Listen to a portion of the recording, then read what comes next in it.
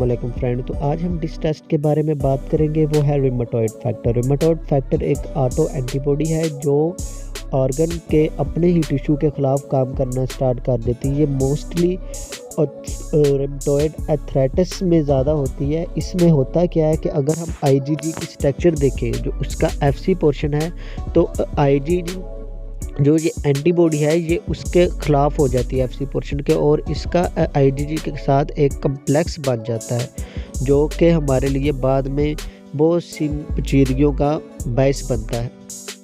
अगर हम इसके प्रिंसिपल की बात करें तो हम लेटेस्ट अग्लूटिनेशन हमारे पास रीजेंट होगा, और रीजेंट क्या होता है वो आईजीजी कोटेड पार्टिकल होते हैं। ठीक है, हम सीरम लेंगे और सीरम और रीजेंट को अच्छे से मिक्स करेंगे। अगर अग्लूटिनेशन हो जाती है तो इसका मतलब है कि वो एंटीबॉडी प्रेजेंट है आरएफ फैक्टर वाली। अगर अग्लूटिनेशन नहीं हुई तो इसका मतलब कि वो एंटीबॉडी नहीं प्रेजेंट। सिंपल मेथड है, इसमें कोई भी ज़्यादा इतनी डिटेल वाली बात नहीं है।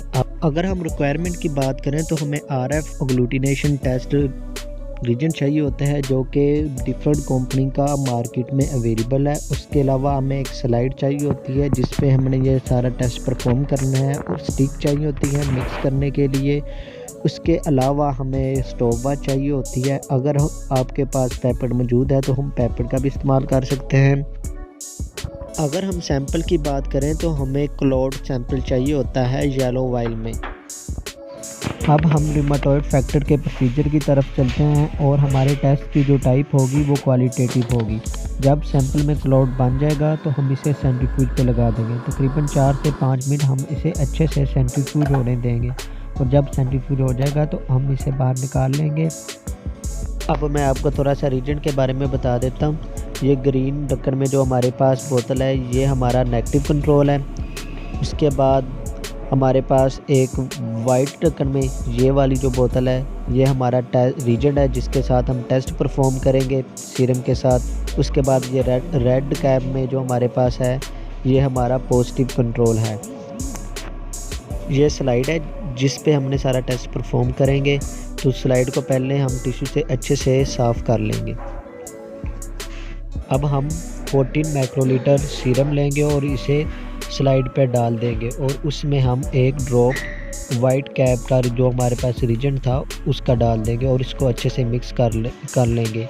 मैं कंट्रोल इस वजह से नहीं लगा रहा क्योंकि मैंने पहले लगाए हुए थे, इस वजह से अगर आप पहली दफ़ा एक टेस्ट परफॉर्म कर रहे हैं तो आप लगा लें।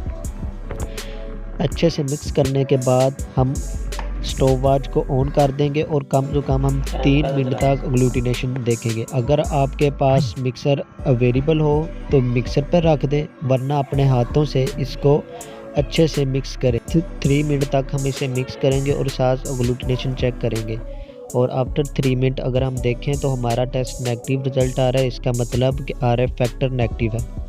अब अगर हम इस पिक्चर में देखें तो रूमेटॉइड फैक्टर अगर जो पॉजिटिव रिज़ल्ट होगा उसमें हमें क्लियर अग्लूटिनेशन नज़र आ रही होगी। जैसे इसका पॉजिटिव रिज़ल्ट हमें देख लें तो हमें फ़ील हो रहा है कि उसमें हमें अग्लूटिनेशन नज़र आ रही है, और अगर नेगेटिव को देखें तो हमें कोई इतनी अग्लूटिनेशन वगैरह नज़र नहीं आ रही।